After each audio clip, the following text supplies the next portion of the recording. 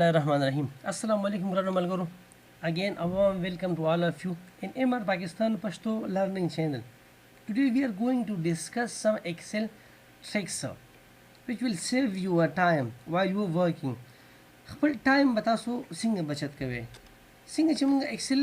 یو نیو سپریډ شیټ کولو کو او موږ عموما دا شو ګورو موږ انټر وو زموږ دا سیل چې کوم دی دا انټر سره ډاون راځي چې زه انټر کوم نو نیکسټ کوم سیل دغه ته موف کیږي ډاون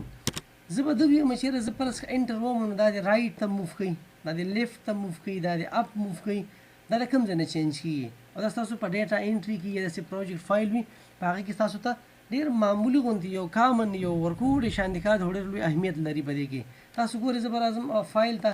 د فایل نه بزر اعظم اپشن ته د اپشن نه بزر اعظم ایڈوانس ته چې کله زرا شمن دي چې تاسو ګور افټر پریسینګ انټر موو سلیکشن چې کله تاسو انټر کوئ نو تاسو کوم سیل ته شي مطلب تاسو چې کوم کرسر موو کیږي تاسو سیل چې کوم ډاون کیږي نه رائټ ته یا اپ ته یا لیفت ته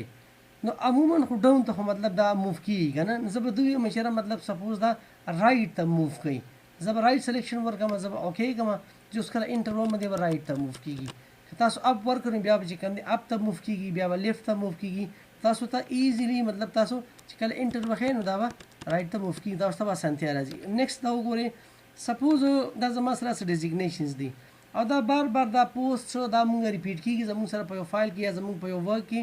زه به داسې کار وکړم چې زه به دې ځای کې یو سلیکشن والم دې ځای کې بس اکټیو سیون ته به زه ودرېږم زه به راشم دې فایل ته د دې فایل نه به زه راشم دې آپشن ته د آپشن نه به زه راشم ایډوانس چې کله راشم زه بالکل موف ډاون چې کوم دی کرسر چې کوم دی سکرولینګ وکړم او د ایډیټ کسټم لیست دې ته به زه راشم دلته کې به زه کرسر خپل ودروم او دا ایرو چې کوم دی دا به زه کلیک کوم او سلیکشن بر دې پوسټ ورکم دا بار ما سره ریپیټ کی کمپلیټ دې پورې به زه ورکم او دا به زه بیا کلیک کوم او دا به زه امپورټ کوم او دا به زه اوکے کوم کلیر شو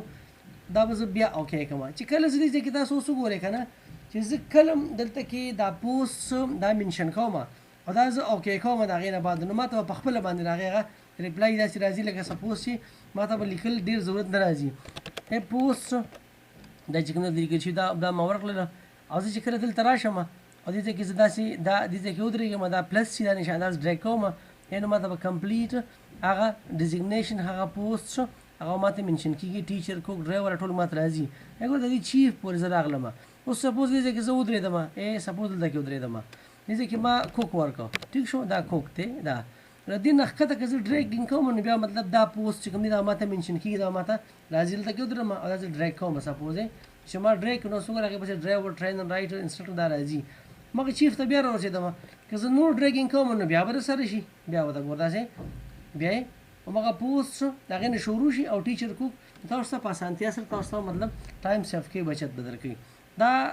داسې دوا ټریکس دي دا تاسو هغه وخت کې په کار راتلی شي تاسو سره په کوارډینټي چې کوم دی فایل وی یا لانچ دغه وی ډیټا وی تاسو ته اسانتیا درکړي ډیره مننه خاطر آباد سے MR پاکستان پښتو لرننګ چینل دا ویژن دی چې په اسانه پښتو کې تاسو ته